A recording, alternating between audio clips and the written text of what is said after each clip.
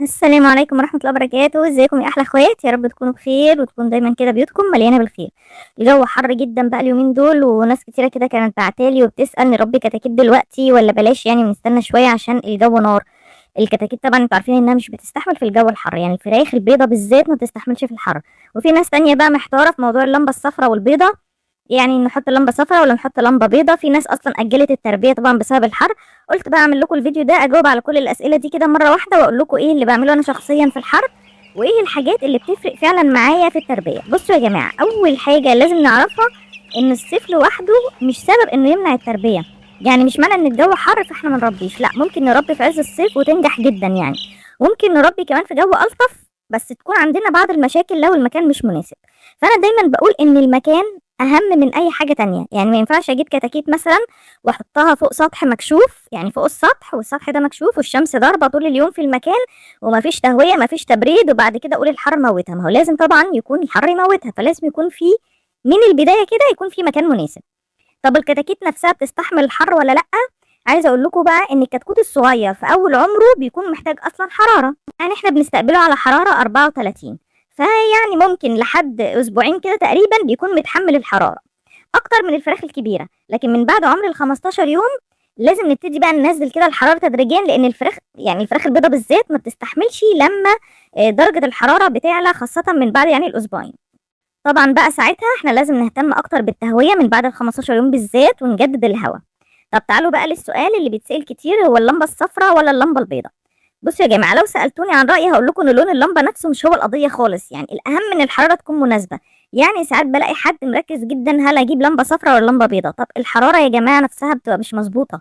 يعني بصوا كده على كتاكيت، يعني انا شخصيا بعمل ايه؟ عايزه اقول لكم الكتاكيت اللي قدامكم دي انا منزلاها في الصيف، بس حاطه لهم لمبه صفراء. ليه؟ المكان عندي في المكان اللي هم فيه ده مفيش شمس داخله فيه خالص، مكان رطب شويه. ف يعني على الاقل عشان هم لسه يعني عمر يوم اهو، فبشغل لهم اللمبه الصفراء لحد ما احس ان هم بداوا يكبروا شويه، الجو بالنسبه لهم كده يكون كويس، وزي ما انتم شايفين هم منتشرين اهو وزي الفل. فيعني الكتاكيت هي نفسها اللي هتقول لنا اذا كان الجو عندهم مناسب ولا لا. فانا دايما ببص على الكتاكيت نفسها، لو لقيتها متكومه تحت اللمبه بتبقى بردانه، فببتدي ازود شويه موضوع التدفئه ده. لو هربانه من اللمبه والاقيها كده فاتحه بقها او بتنهج او كده بتبقى حرانه، ونحط لمبه بيضه. لو متوزعه بشكل طبيعي وبتاكل وتشرب زي ما انتم شايفين كده، فكده غالبا الدنيا بتكون تمام. انا هنا حاطه لمبه 100، لكن انا عايزه اقول لكم ان انا اكيد هقللها في الايام الجايه، بس لما يبتدوا بس يكبروا شويه، عشان على حسب المكان. لكن المكان ده مثلا لو في الشمس، البطاريه طبعا دلوقتي هي متفتحه من كل ناحيه، فبرضه متهويه يعني كويس. لكن لو المكان ده في الشمس اكيد ما كنتش هحط لمبه صفراء. فالاساس بتاعنا ان احنا نشوف الكتاكيت بتاعتنا منتشره ازاي. الاساس ان احنا نشوف المكان اللي احنا بنربي فيه هل محتاج ان احنا نزود درجه الحراره، او ان احنا يكون الكتاكيت متدفيه فيه ولا لا. تعالوا بقى لاهم نقطه برضه في الصيف بالنسبه لي برضه انا شخصيا، وهي الميه. في الحر الشديد ده يعني انا شخصيا لازم ابص على السقايات اكتر ما ببص على الاكل بكتير يعني هتلاقيني كده ان انا رايحه جايه ببص عليهم مخصوص عشان اتاكد بس من موضوع الميه، ان الميه موجوده في السقايه مليانه، ان الميه تكون كويسه ما سخنتش زياده. يعني كل شويه باخدها حتى لو السقايه لسه مليانه، بدلق الميه وبحط ميه تانية علشان ما يشربوش الميه تبقى سخنه، لان طبعا في الحر ده يعني اكيد الميه بتسخن. وخاصه الكلام اللي انا بقوله ده للفراخ الكبيره يا جماعه، ما ينفعش ناخد بالنا كويس قوي قوي قوي، عشان موضوع الاجهاد الحراري في الفراخ الكبيره ده بيأثر على الوزن، وممكن الفراخ نفسها كمان تموت. في عز الحر كده بتلاقي ان الميه سخنت بسرعه، والفراخ تلاقيها مش بتشرب منها بالشكل الطبيعي زي ما انتوا لسه حاطين لها ميه تكون بارده شويه يعني من الحنفيه مثلا. عشان كده دايما انا بحاول اغير الميه باستمرار، بغسل السقايات خصوصا في الايام بقى اللي فيها الحراره بتكون مرتفعه جدا جدا كده، بحب انضفها كده باستمرار عشان الجو الحر اي تلوث او اي رواسب او اي بكتيريا بتظهر اسرع في الجو الحر ده. فموضوع الميه ده لوحده يا جماعه بيفرق جدا في نشاط الفراخ وانها تتحمل حلال الحر.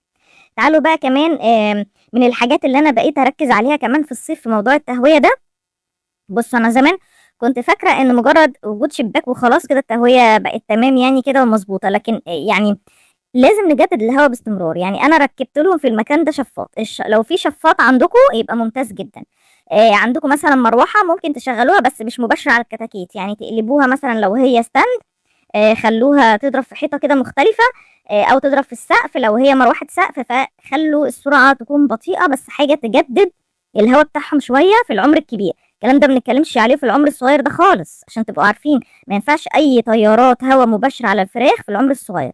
هتتعب منكم وهتبرد، ولو بردت هتفضلوا تعالجوا فيها طول الدوره، والبرد ما بيروحش، وفي الاخر الاوزان هتتاثر ونبقى احنا مش عارفين من ايه. لكن في العمر الكبير لازم يا جماعه زي ما قلت لكم كده في شفاط، يبقى كده الدنيا معاكم ممتازه جدا. مراوح بس ما تبقاش جايبه هواء مباشر عليهم. طبعا لو في خلايا تبريد يبقى احنا كده ده شيء ممتاز جدا، خصوصا في الايام اللي فيها حراره عاليه جدا. احنا عايزين بس الهدف ان الهواء يتحرك داخل المكان، مش ان الهواء يضرب الكتاكيت نفسها. طبعا الحاجات برضو اللي انا اتعلمتها واللي انا برضو باكد عليها ان الزحمه عدو الفراخ الاول في الصيف. يعني ساعات اي حد كده بيربي بيبقى عامل كل حاجه صح، لكن حاطط عدد كبير في مساحه صغيره، فهتلاقي الحراره عاليه، الفراخ كلها متكدسه وتعبانه. عشان كده لازم كل ما تكبر الفراخ لازم نبتدي نوسع لها، ما نستناش بقى لما تظهر عندنا مشكله.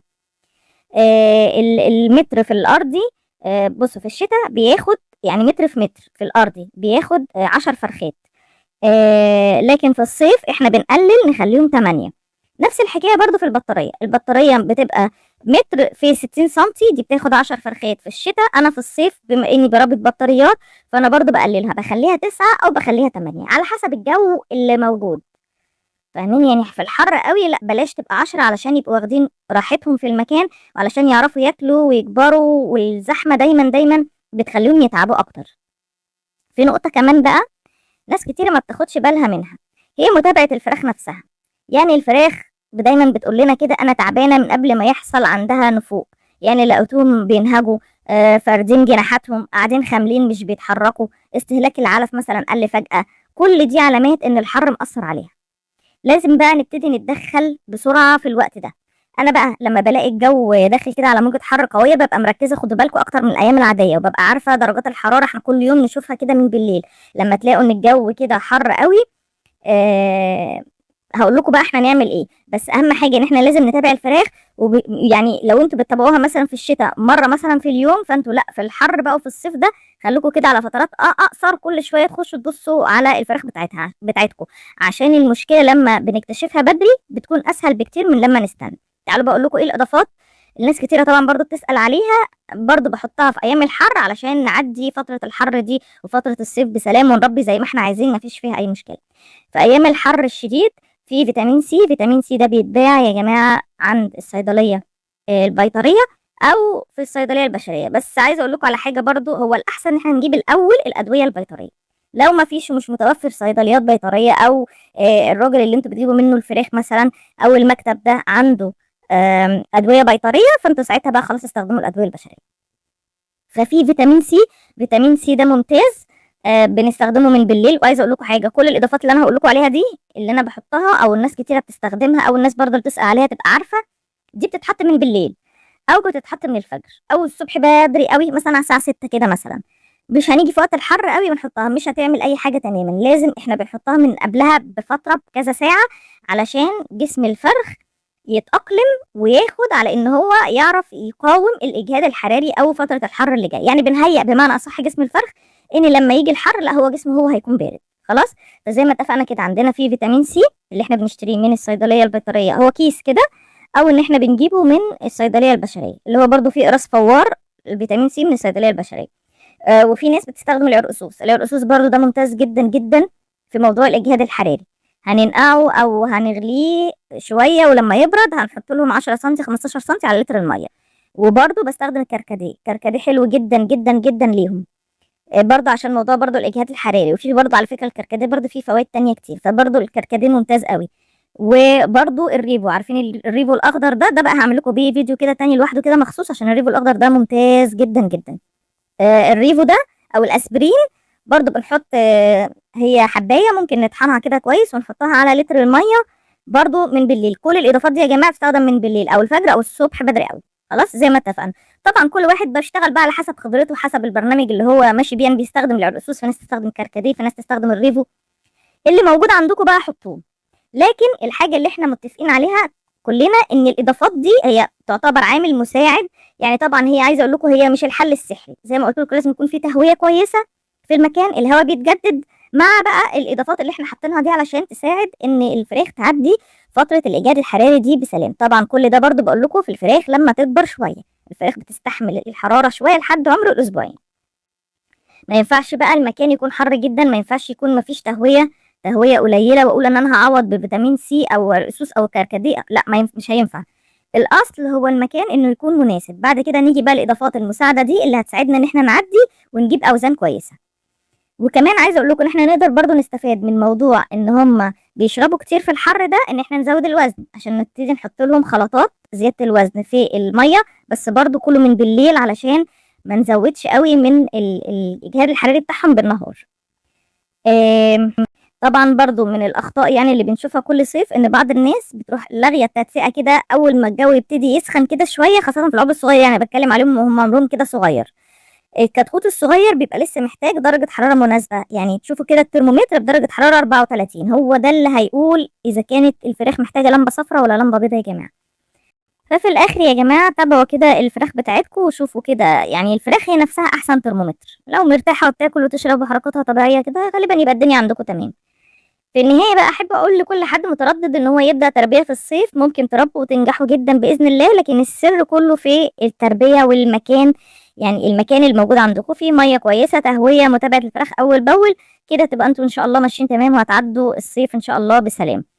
اكتبوا لي بقى في التعليقات انتوا بتستخدموا ايه اكتر حاجه تساعد الفراخ وقت الحر عشان كلنا نستفيد من خبرات بعض. عندكم شفاط ولا مروحه ولا خلايا تبريد؟ بتعملوا ايه في الصيف ده يا جماعه؟ برضو فيدونا كده عشان الكل يستفاد.